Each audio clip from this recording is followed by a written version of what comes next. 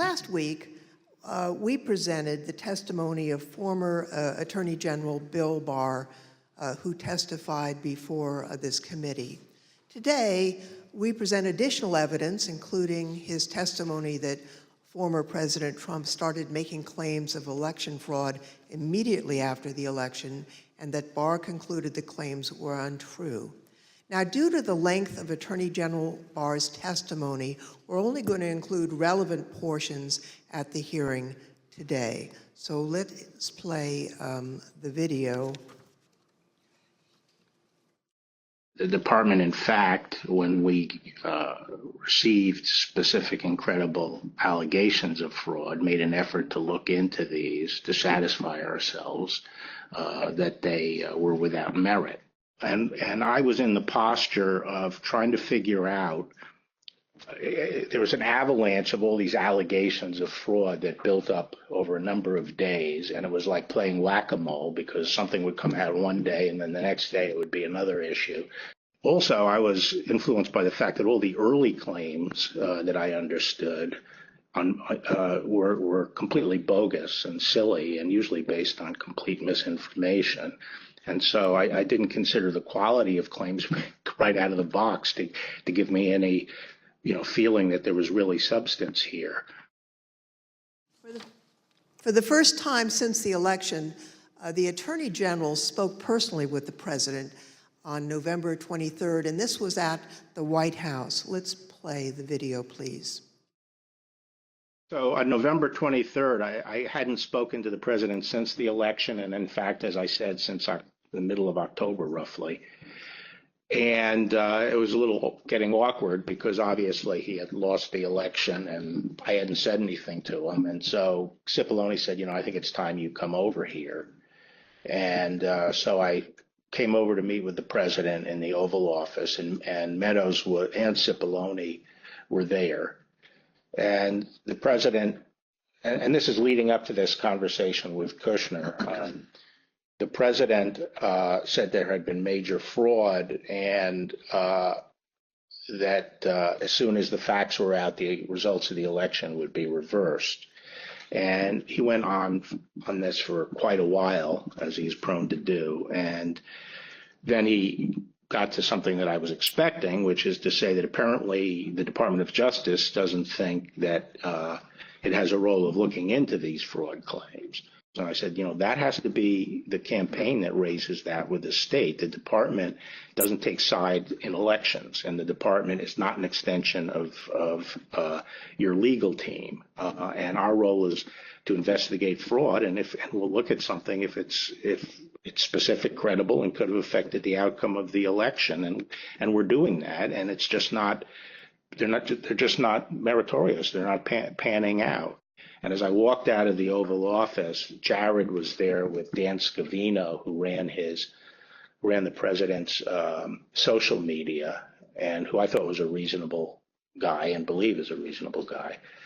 And I said, how long is he going to carry on with this stolen election stuff? Where's this going to go? And by that time, Meadows had caught up with me and leaving the office, and caught up with me and said that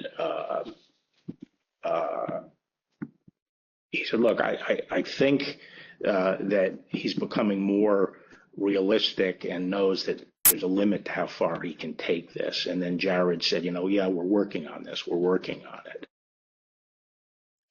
Even after his attorney general told him his claims of election fraud were false, President Trump continued to promote these claims. I felt that things continued to deteriorate between the 23rd and the weekend of the 29th. And then on November 29th, he appeared on Maria Bartiromo's show, Sunday Futures, I believe it was. And he said that the department was missing in action. Well, no, we had glitches where they moved thousands of votes from my account to Biden's account. And these are glitches. So they're not glitches, they're theft, they're fraud, absolute fraud. This election was over. And then they did dumps. They call them dumps, big, massive dumps in Michigan, in Pennsylvania, and all over. How the FBI and Department of Justice, I don't know, maybe they're involved, but how people are allowed to get away from this stuff with this stuff is unbelievable. Now, spurred by what he saw, Barr told the Associated Press on December 1st that there was no evidence of election fraud. And immediately after Attorney General Barr's statement went public, Mr. Trump berated and he nearly fired Barr. But Barr persisted in telling the president that there was no evidence to support the fraud claims.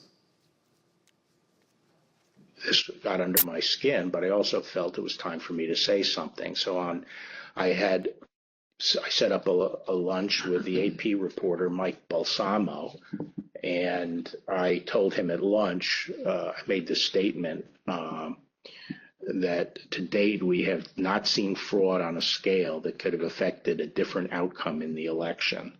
I had a later meeting scheduled at the White House at 3 o'clock with Meadows.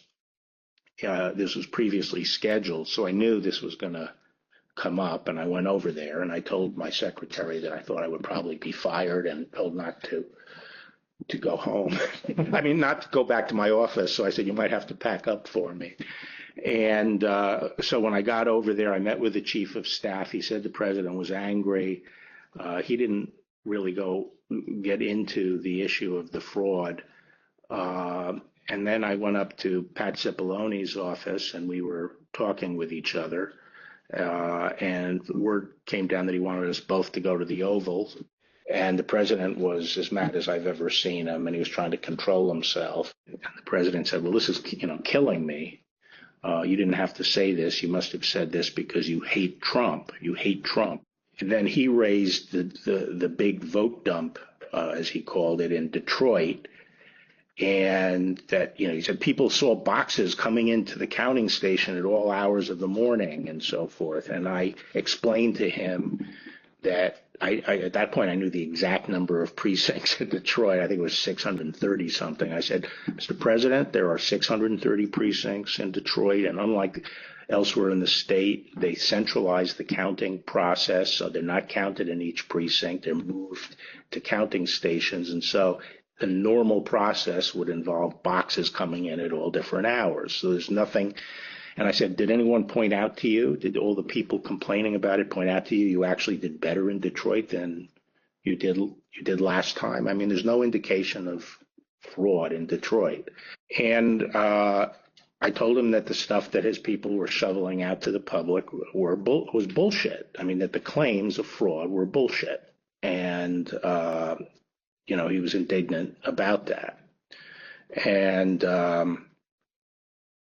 I reiterated that they'd wasted a whole month on these claims on the Dominion voting machines, and they were idiotic claims. And I specifically raised the Dominion voting machines, which I found to be among the most disturbing allegations, disturbing in the sense that I saw absolutely zero basis for the allegations, but they were made in such a sensational way that they obviously were influencing a lot of people, members of the public, that there was this systemic corruption in the system and that their votes didn't count and that these machines controlled by somebody else were actually determining it, which was complete nonsense. And it was being laid out there. And I told them that it was crazy stuff and they were wasting their time on that. And it was doing a grave disservice to the country. Okay, so the very next day, the president released a video rehashing some of the very same claims that his chief law enforcement officer had told him were, quote, nonsense. Here's an example. This is Michigan. At 6:31 in the morning, a vote dump of 149,772 votes came in unexpectedly. We were winning by a lot. That batch was received in horror. We have a company that's very suspect. Its name is Dominion. With the turn of a dial, or the change of a chip, you can press a button for Trump and the vote goes to Biden. What kind of a system is this? Barr again told the president that there was nothing to these claims on December 14th. When I walked in, sat down, he went off on a monologue saying that there was now definitive evidence involving fraud through the Dominion machines. And a report had been prepared by a very reputable cybersecurity firm, which he identified as Allied Security Operations Group. And he held up the report, and then he asked that a copy of it be made for me. And while a copy was being made, he said, this is absolute proof that the Dominion machines were rigged.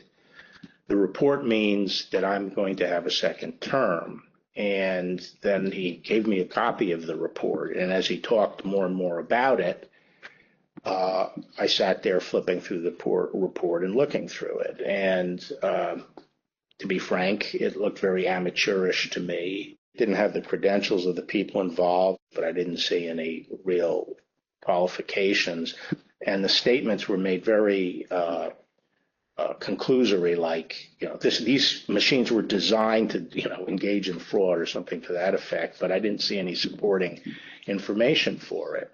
And I was somewhat demoralized because I thought, boy, if he really believes this stuff, he has, lost contact with he's become detached from reality if he really believes this stuff.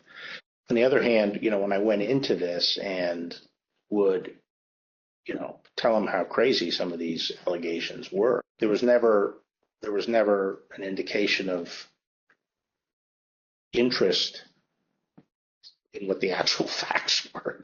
In my opinion then, and my opinion now, is that the election was not stolen by fraud.